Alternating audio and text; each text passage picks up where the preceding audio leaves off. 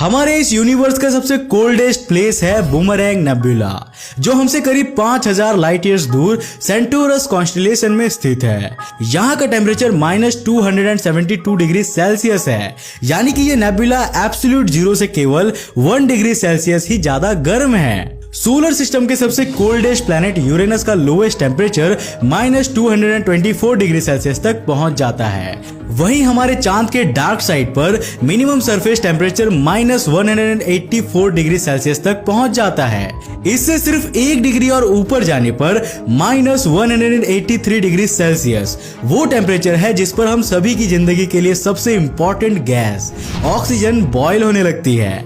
जी हाँ, जिस प्रकार लिक्विड वाटर 100 डिग्री सेल्सियस पर बॉयल होने लगता है, ठीक उसी प्रकार -183 डिग्री सेल्सियस पर लिक्विड ऑक्सीजन बॉयल होने लगती है। क्या आप जानते हैं कि हमारे सोलर सिस्टम में भी एक ऐसी जगह है जिसे वाटर वर्ल्ड कहा जा सकता है? मैं बात कर रहा हूँ जुपिटर के सबसे बड़े मून गैनीमेड की।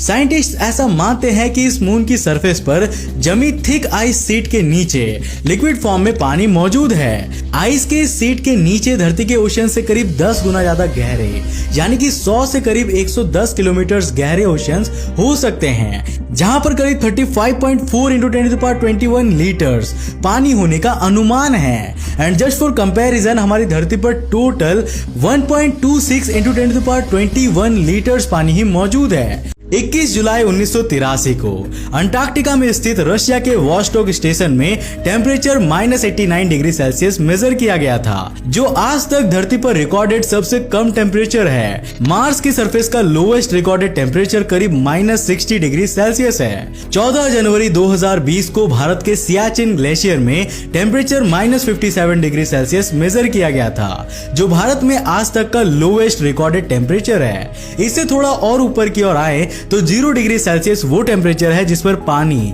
बर्फ में बदल जाता है। 13.7 डिग्री सेल्सियस वो टेम्परेचर है जो आज तक के इतिहास में इंसान की बॉडी का लोएस्ट टेम्परेचर रिकॉर्ड किया गया है। मतलब आज तक किसी जिंदा इंसान की बॉडी का टेम्परेचर इससे कम नहीं पाया गया है। एक स्टार भी प्लेनेट में बदल सकता है, पर यह बात सिर्फ एक ही कैटेगरी के स्टार्स के लिए लागू होती है, और वो है ब्राउन ड्वार्फ्स। इन्हें हम फेल्ड स्टार्स भी कहते हैं। इनकी साइज जुपिटर की साइज से 2 गुना ही होती है और इनका मास उससे करीब 90 गुना तक हो सकता है। लेकिन ये किसी प्लेनेट की तरह सोलर सिस्टम के दूसरे ऑब्जेक्ट्स को ऑर्बिट नहीं करते हैं, बल्कि ये सोलर सिस्टम के बिल्कुल सेंटर में होते हैं। इनका ग्रेविटेशनल फोर्स इतना ज्यादा नहीं होता कि ये हाइड्रोजन का फ्यूजन करा सके, और यही कारण है कि ये दूसरे स्टार्स की तरफ बहुत ज्यादा हीट और लाइट को प्रोड्यूस नहीं कर पाते। हालांकि ये हैवी हाइड्रोजन यानी कि ड्यूटेरियम का फ्यूजन करा सकते हैं। अर्ली यूनिवर्स में इसे ड्यूटेरियम के फ्यूजन के कारण इनमें थोड़ी लाइट और एनर्जी प्रोड्यूस हुई थी, जो इनके स्टार बनने का कारण बनी। लेकिन समय के साथ साथ ये ठंडे होते जाएंगे और बिना अपनी लाइट के ये किसी प्लेनेट की तरह ही हो जाएंगे। जिस चाय को आप सुबह सुबह पीना पसंद करते हैं, उसकी कप का टेम्परेचर 71.1 डिग्री सेल्सियस तक पहुंच जाता है। हमारी एकमात्र नेचुरल सैटेलाइट का हाईएस्ट टेम्परेचर 127 डिग्री सेल्सियस तक पहुंच जाता है। अभी मैंने आपको टार्डिग्रेड के द्वारा सर्वाइव किए हुए सबसे लोएस्ट टेम्परेचर के बारे में बताया, लेकिन क्या आप जानते हैं कि ये कितनी ज्यादा हाई टेम्परेचर पर सर्वाइव कर सकता है? ये है 151 डिग्री सेल्सियस।